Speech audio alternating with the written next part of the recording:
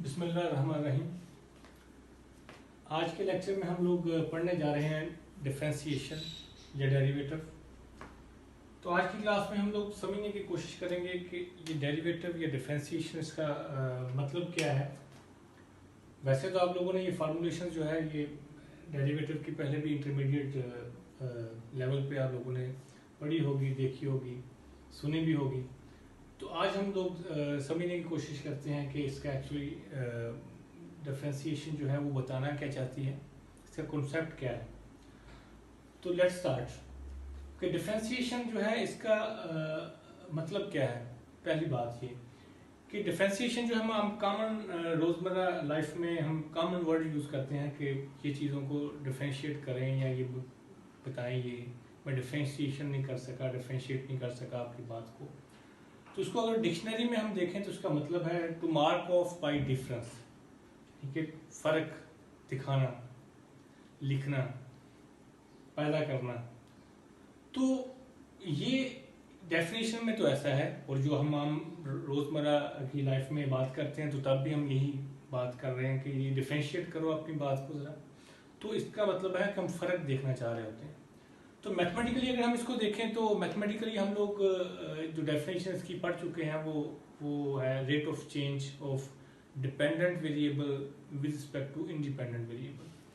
तो dependent variable जो है जिस पे जो चीज़ किसी पे डिपेंड कर रही होती है तो उसको हम डिपेंडेंट वेरिएबल बोलते हैं, और जो इंडिपेंडेंट होता है जो किसी पे डिपेंड नहीं करता उसको इंडिपेंडेंट बोलते हैं। तो फार्मूला तो ये लिखा हुआ है हमारे पास, ये डिफरेंस है, ये हमारे पास डिपेंडेंट का। ये हमारे पास कोई एफ फंक्शन है, कोई भी फंक्शन है, एफ फंक्शन कोई भी हमारा कंसर्न पैरामीटर या फंक्शन या इक्वेशन कुछ भी हो सकता है। तो हम डिफरेंस लिखा हुआ है हमारे डिपेंडेंट का रिस्पेक्ट टू इंडिपेंडेंट। ओके, तो आम हम जो कॉमनली सिंबॉलिक जो रिप्रेजेंट कर रहे होते हैं, वाई को हम डिपेंडेंट लिख रहे होते हैं और एक्स को इंडिपेंडेंट लिख रहे होते हैं। तो हम इस फार्मूला की तरफ स्टूडेंट्स बाद में जाते हैं और देखते हैं कि ये फार्मूला कैसे ये फ़र्क या कैसे ये रेट ऑफ चेंज हमें दिखाता है। हम आम फहम में बात करने की कोशिश करते हैं और समझने की कोशिश करते हैं कि डेरिवेटिव है क्या। तो मैं आपको दो एग्जांपल्स दूंगा समझने के लिए कि डेफिनेशन क्या थी, the rate of change of dependent variable respect to independent variable. तो फॉर एग्जांपल ये हम देखते हैं कि कैसे चेंज हम की बात करते हैं। तो हम रोजमर्रा की एग्जांपल लेते हैं। फॉर एग्जांपल मैं कहता हूं कि ये मेरे पास एक रोड है। फॉर एग्जांपल मैं 100 मीटर इसकी लेंथ है। तो मैं आपसे कहता हूं कि 100 मीटर इस रोड पर चलें और मुझे बताएं कि ये रोड की सरफेस कैसी है, लेवल है या लेवल नहीं है। तो आप क्या करते हैं, आप यहां से स्टार्ट करते हैं फॉर एग्जांपल, और यहां से स्टेप लेते हैं इधर, यहां से स्टेप लेते हैं इधर, यहां से स्टेप लेते हैं इधर।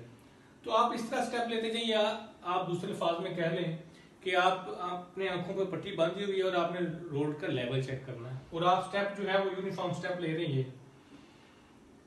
तो क्या मेरा क्वेश्चन ये है कि आप रोड का लेवल फाइंड कर सकेंगे। यहाँ पे तो रोड का लेवल सेम है, आपने पहला स्टेप लिया इधर, लिया दूसरा स्टेप इधर, तीसरा इधर, चौथा इधर।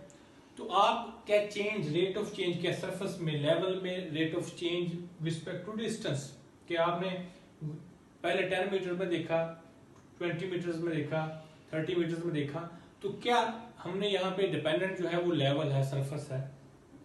तो क्या हम इसका लेवल तो अप डाउन है, नीचे है, लेकिन हम अगर स्टेप ये लिया ये तो क्या आपकी आंखों में पट्टी बांधी हुई है, और जब आप आएंगे और आप रिप्रेजेंट करेंगे जी, आप कहेंगे यस रोड जो था बिल्कुल लेवल था, इसमें जो रेट ऑफ चेंज था वो कांस्टेंट था, एक जैसा था।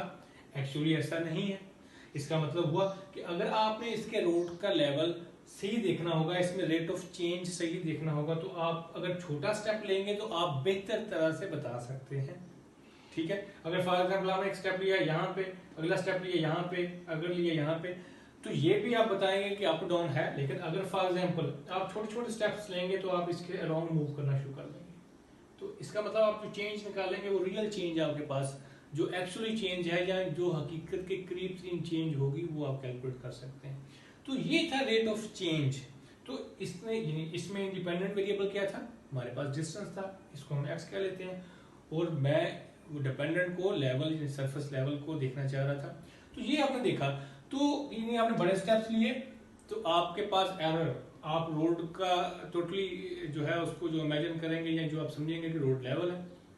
ओके, अगर आप छोटे छोटे स्टेप लेंगे तो आप रियल मेनी में जो है उसका रेट ऑफ चेंज निकाल सकते हैं। और दूसरा एग्जांपल मैं फॉर एग्जांपल कहता हूं, मैं एक पॉट लेता हूं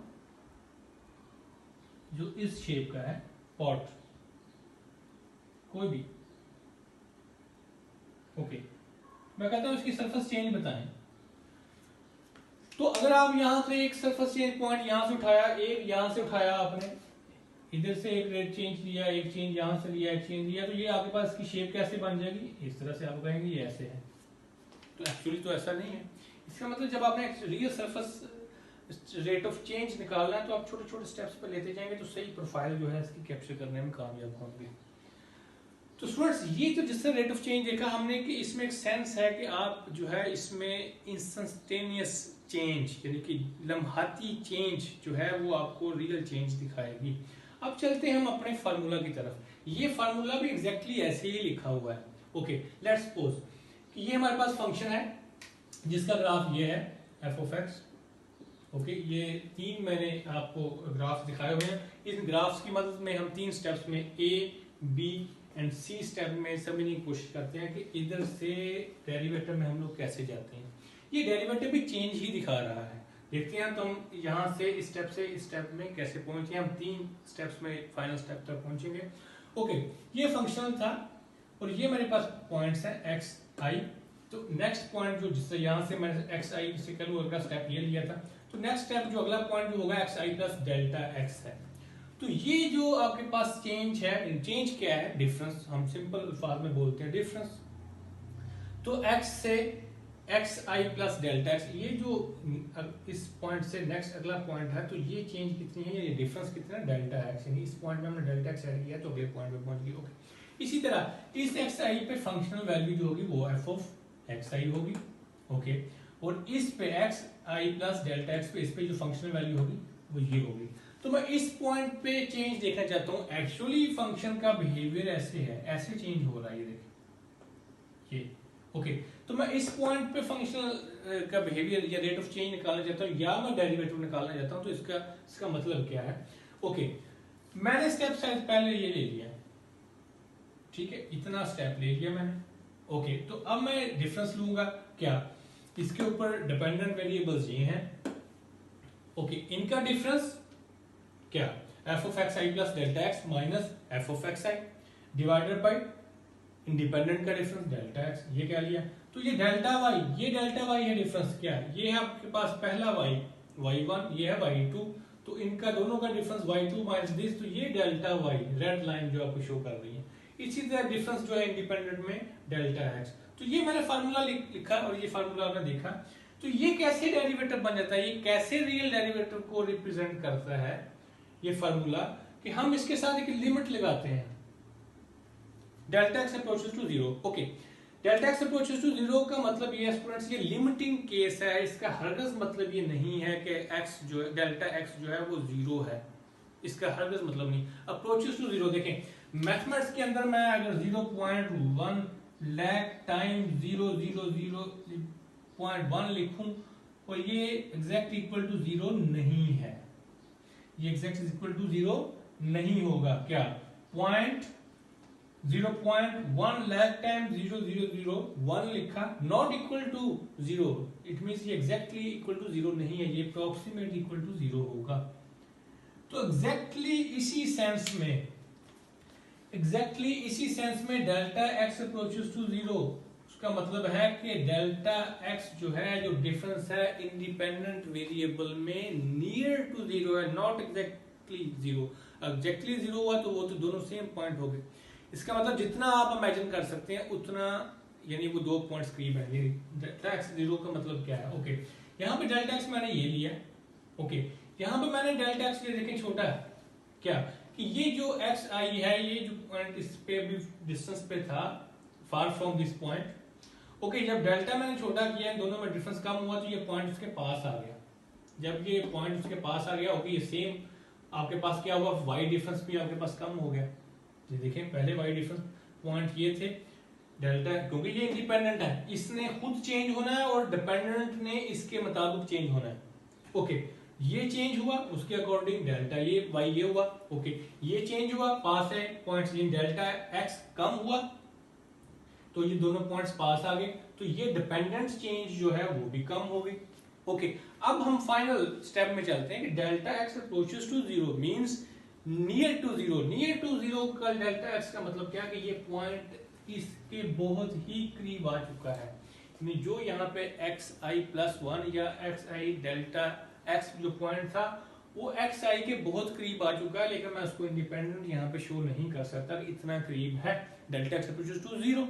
इसका मतलब not exactly zero, near to zero, तो इतना करीब आ चुका है कि वो मैं यहाँ पे आपको शो नहीं कर सकता, बट डिफरेंट पॉइंट्स हैं जिस तरह मैंने आपको यहाँ पे एग्जांपल दी। ओके, तो मैंने देखा कि ये जो चेंज जो ब्लैक लाइन आपको शो कर रही है इस पॉइंट से रेट ऑफ चेंज, इस पॉइंट पे इससे इस पॉइंट पे रेट ऑफ चेंज, अब आप देखें कि इस पॉइंट पे rate of change very next point तो नहीं फाइंड कर सकते बट इमेजिन कर सकते हैं। इसका मतलब है कि हमने स्टेप साइज बहुत ही छोटा कर दिया।